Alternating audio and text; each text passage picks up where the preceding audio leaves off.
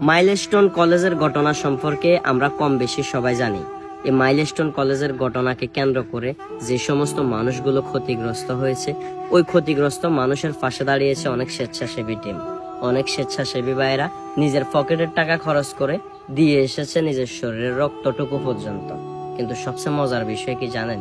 এই ঘটনাকে কেন্দ্র করে কিছু কিছু অসাধু ব্যবসায়ী বাড়িয়ে দিয়েছে দ্রব্যমূল্যের দামও। সিএনজি ড্রাইভার, রিক্সা ড্রাইভার এরা বাড়িয়ে দিয়েছে তাদের ভাড়াটাও। আমি একটা জিনিস চিন্তা করি, আমরা কবে বিবেকবান হব? আমাদের বিবেক কবে জাগ্রত হবে? যে সমস্ত স্বেচ্ছাসেবী ভাইয়েরা নিজের পকেটের টাকা খরচ করে অসহায় মানুষদের পাশে দাঁড়িয়েছেন, তাদেরকে স্যালুট। আমি আমার এই ভিডিওর কমেন্ট বক্সে ঢাকা এবং ঢাকার আশপাশের কয়েকটি স্বেচ্ছাসেবী গ্রুপ এবং কয়েকজন স্বেচ্ছাসেবী ভাইদের নাম্বার দিয়ে রাখবো। আপনাদের কোনো যদি প্রয়োজন হয়, বিশেষ প্রয়োজনে আপনারা চাইলে সরাসরি তাদের সাথে যোগাযোগ করে আপনারা সর্বোচ্চ হেল্প তাদের কাছ থেকে পাবেন। জনস্বার্থে যদি সম্ভব হয় ভিডিওটি শেয়ার করে দিবেন। আর যদি মনে হয় ভিউ ব্যবসা করার জন্য এই ভিডিওটি বানিয়েছি, তাহলে শেয়ার করার কোনো দরকার নেই। সবাই ভালো থাকবেন। আসসালামু আলাইকুম।